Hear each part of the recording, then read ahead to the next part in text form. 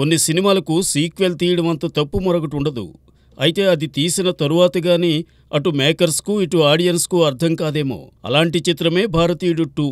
మొదటి సినిమాలోని అవినీతినే ఇందులోనూ కథాంశంగా తీసుకుని అదే తరహా పరిష్కారంతో దాదాపు 3 దశాబ్దాల తరువాత జనం ముందుకు వెళితే ఈ జనరేషన్ ఆదరిస్తుందని భ్రమపడిన మేకర్స్ దెంత తప్పో. కమల్ శంకర్ కాంబో సినిమా, పైగా సూపర్ హిట్కు సీక్వెల్ అని థియేటర్లకు ఎగబడిన ప్రేక్షకులదే అంతే తప్పు. కథ విషయానికొస్తే చిత్ర అరవిందన్ తన స్నేహితురాలు ఆర్తి, మరో 2 ఫ్రెండ్స్తో కలిసి బార్కింగ్ డాగ్ పేరుతో యూట్యూబ్ ఛానల్ నడుపుతూ ఉంటాడు.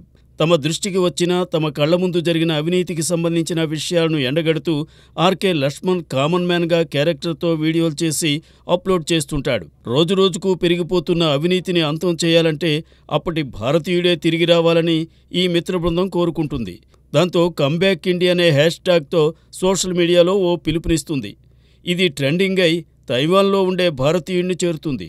వీరి కోరిక మన్నించి అతను ఇండియాకు వస్తాడు. సేనాపతి భారతదేశం వస్తున్నట్టు తెలిసి మోస్ట్ వాంటెడ్ పర్సన్ అయిన అతన్ని అరెస్ట్ చేయడానికి సిబిఐ అధికారులు సిద్ధమవుతారు. ఇండియా వచ్చిన సేనాపతి సిబిఐ అధికారుల కళ్ళు కప్పి అవినీతి పనులను అంతం చేయడం మొదలెడతాడు. అంతేకాదు ప్రతి భారతీయుడికి ఓ విజ్ఞప్తి చేస్తాడు. సమాజంలోని అవినీతి కలుపు మొక్కల్ని కాదు, మన ఇంటిలో ఉన్న అలాంటి వ్యక్తులను గుర్తించి దోషులుగా సమాజం ముందు నిలబెట్టాలని కోరతాడు. అతని మాటలకు చిత్ర, అతని మిత్రబృందం ఎలా స్పందించారు, దాని పర్యవసానమేమిటి, కమ్బ్యాక్ ఇండియన్ అంటూ నినదించిన భారతీయ సమాజం గో బ్యాక్ ఇండియన్ అని ఎందుకు అంటారు, దానికి ఇండియన్ తీసుకునే నిర్ణయం ఏమిటనేదే ఈ సినిమా కథ. 28 ఏళ్ల క్రితం వచ్చిన భారతీయుడు సినిమా ప్రధానంగా అవినీతి మీద చేసిన పోరాటం. అయితే ఆ సమయంలో అది దేశవ్యాప్తంగా ఓ జాడ్యంగా ఉండేది. ఆ కథాంశంతో పాటు అందులోని సేనాపతి పాత్రను మలచిన తీరు, ఆ ఆహార్యం, కొడుకునే చంపే అతని వ్యక్తిత్వంతో ప్రేక్షకులు బాగా కనెక్ట్ అయ్యారు. ఇప్పుడు అదే సేనాపతి అదే అవినీతిపై పోరాటం చేస్తే కనెక్ట్ అయ్యే పరిస్థితి లేదు. ఎదుటివాడి అవినీతిని ప్రశ్నించడానికి ఆసక్తి చూపించే జనాలు తమ ఇంటిలోని వారు చేసే అవినీతిని పట్టించుకోరు. ఇది కఠోర వాస్తవం. ఇందులో హీరో, అతని మిత్రబృందం సైతం సేనాపతి మాటలు నమ్మి తాము కుటుంబాలకు దూరమై అనాథలమయ్యామనే కన్క్లూజన్కే వస్తారు. దాంతో సేనాపతి పాత్ర, అతని లక్ష్యం పలుచనైపోయింది. భారతీయుడు 3లో సేనాపతి పాత్రకు జస్టిఫికేషన్ ఉంటుందని క్లైమాక్స్లో చూపించినా అప్పటికే ప్రేక్షకుడిని కోలుకోలేని నిస్సత్తు ఆవహించి భారంగా బయటపడతాడు. నటీనటుల విషయానికి వస్తే కమల్ హాసన్ నటన కంటే వేసిన వేషాలు బాగున్నాయి. సినిమా మొత్తం మీద ఆయన 7-8 గెటప్స్లో కనిపిస్తారు. ఈ గెటప్స్ చూస్తుంటే ఇది భారతీయుడు 2నా, దశావతారం 2నా అనే డౌట్ వస్తుంది. బయట ప్రచారం జరిగినట్టుగా కమల్ హాసన్ పాత్ర నిడివి తక్కువేమీ లేదు. ఆయన ఎంట్రీ కాస్త ఆలస్యమైనా ఆ తరువాత సినిమాలో ఆయనే ఉంటాడు. ఇందులో సిద్ధార్థ్ది కీలక పాత్ర.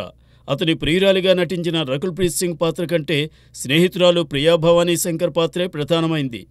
ఇతర కీలక పాత్రలను సముతిరకని, బాబీ సింహ, ఎస్.జె. సూర్య, రేణుక, కళ్యాణి నటరాజన్, గుల్షన్ గ్రోవర్, జాకిర్ హుస్సేన్ తదితరులు పోషించారు.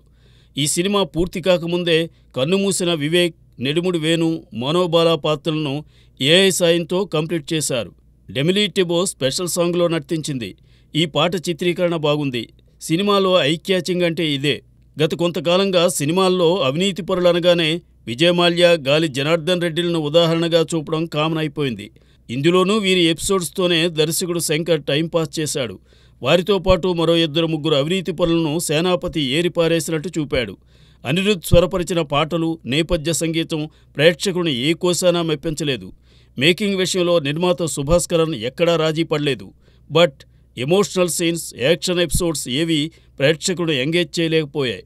దీనికి తోడు 3 గంటల నిడివి ప్రేక్షకులకు శిరోభారంగా మారి భారతీయుడు 2ను భారంగా మార్చేసింది. భారతీయుడు 2నే భరించలేని ప్రేక్షకులకు భారతీయుడు 3పై ఆసక్తి ఎంతవరకు ఉంటుందనేది ప్రశ్నార్థకమే.